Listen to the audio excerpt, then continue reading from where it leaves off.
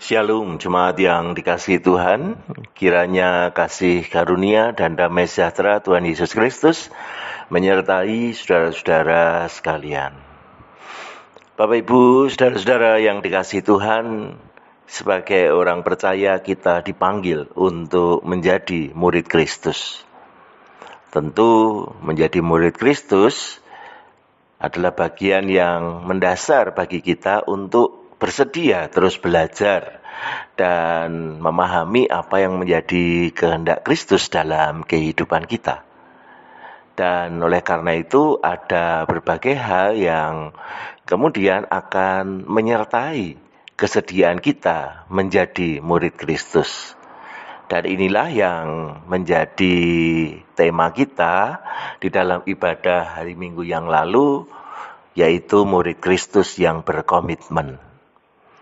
Nah, sebagai murid Kristus yang berkomitmen, tentu saja kita sudah bersama-sama belajar bahwa kita didorong untuk menempatkan Kristus sebagai prioritas dalam hidup kita. Segala hal kita letakkan di bawah kasih kita kepada Kristus. Bahkan kasih kepada anggota keluarga kita, itu pun masih berada di bawah kasih kita kepada kasih Kristus.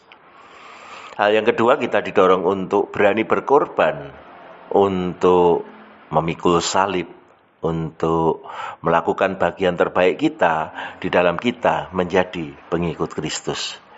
Dan itu berarti ada banyak tantangan ke depan, karena kita akan menghadapi berbagai hal yang menuntut diri kita untuk berani berbuat lebih dalam kesediaan kita mengikut Kristus. Hal yang ketiga yang kemudian didorongkan kepada kita, yaitu ketika kita diminta dengan sungguh-sungguh melihat sumber daya dalam diri kita, untuk kita membuat perencanaan yang baik akan bagaimana kesediaan kita mengikut Kristus itu bisa kita hidupi. Ada hal-hal penting yang kemudian menjadi pertimbangan kita untuk kita berupaya dengan sungguh-sungguh menjadi pengikut yang setia dan bisa menyelesaikan perjuangan kita, pertandingan kita sampai akhirnya.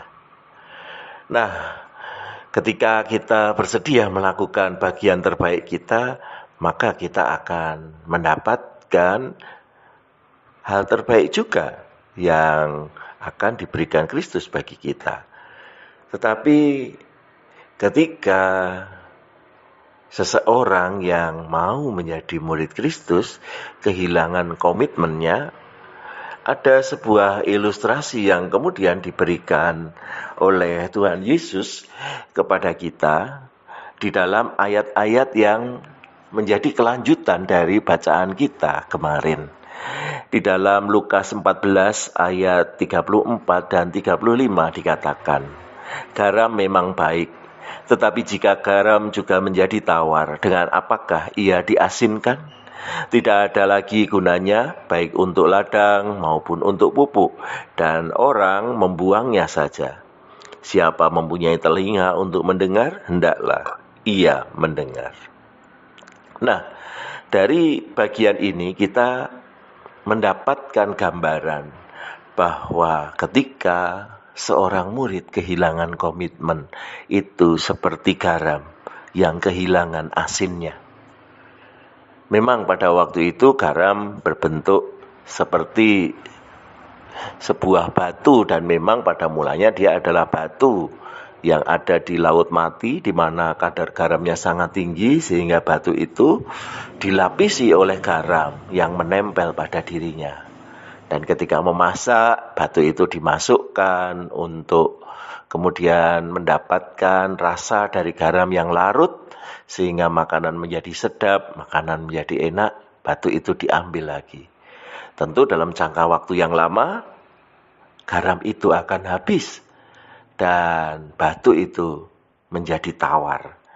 Dan kalau dia sudah menjadi tawar, maka dia akan menjadi batu biasa yang dibuang dan diinjak-injak orang. Sudah kehilangan gunanya lagi.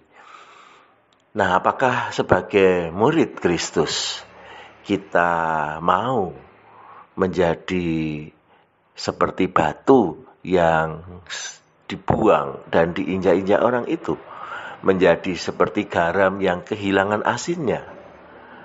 Justru disitulah yang kemudian menjadi esensi penting dari kemuritan kita, yaitu ketika kita tetap memberikan rasa kepada lingkungan di sekitar kita, kita bisa larut bersama-sama dengan mereka menjadi orang yang memberi warna di dalam kehidupan ini. Dan itu mungkin terjadi ketika kita menjadi murid yang berkomitmen, menjadi garam yang tetap memiliki rasa asinnya, dan kita bisa menjadi berkat dimanapun kita berada. Selamat memperjuangkan hidup sebagai murid Kristus yang berkomitmen. Tuhan menolong kita semua. Amin.